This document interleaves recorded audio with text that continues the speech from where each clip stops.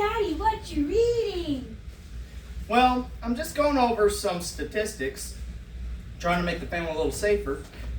And you know, there is one thing that makes people a lot safer during a traumatic event. You know what it is? No. Wearing your seatbelt. So, I'm going to have a conversation with your brothers about wearing your seatbelt. Family!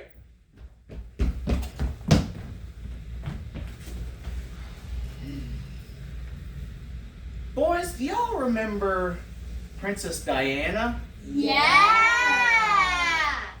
Do you remember the Hollywood actor James Dean? Yeah. Do you remember George S. Patton from World War II, the general? Yeah. You know what they all have in common? What? They all died in an automobile accident because they didn't wear their seatbelts. Yeah. So, even Lawrence of Arabia.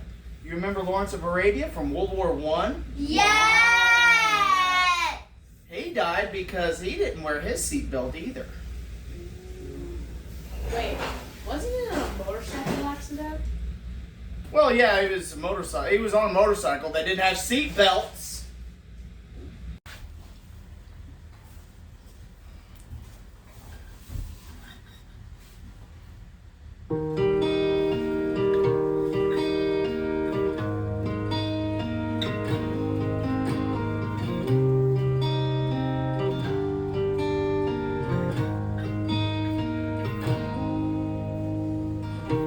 As I see people driving up and down the street,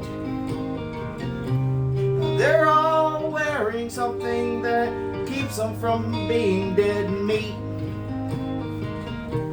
from being thrown out the window when they hit a tree. Something that protects people just like you and me.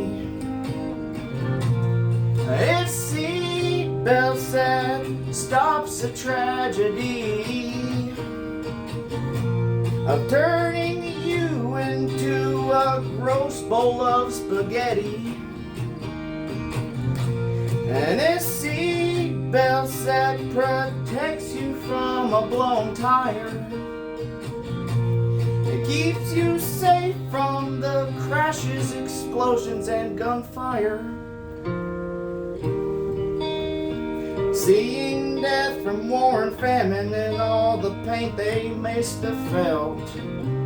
If we could all come together and buy them a bunch of seatbelts, we could be the difference that they all need to be. It can fix the government, Medicare, and Social Security.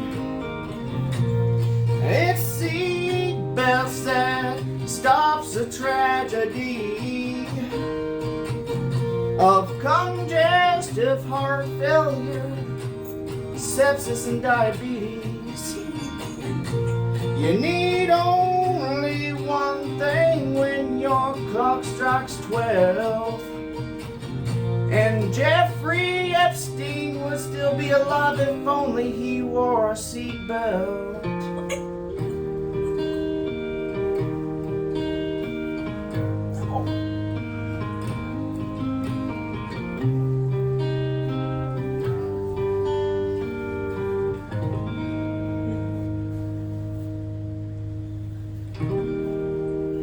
Remember, these were pictures that shocked the world.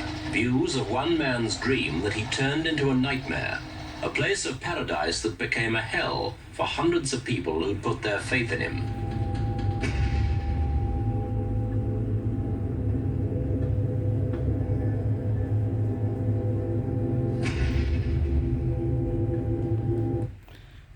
What do y'all see? No seatbelts. That's right, not a single seatbelt.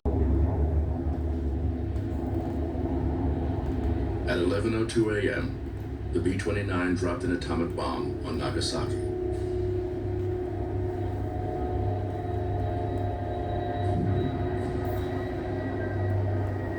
Thousands of buildings and homes were instantly destroyed.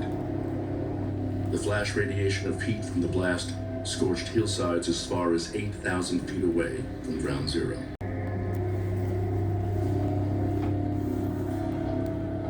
So, what did they need? Seatbelts. That's right.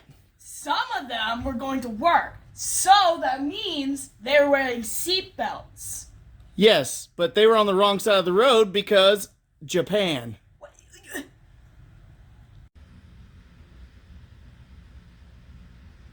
Wait a minute!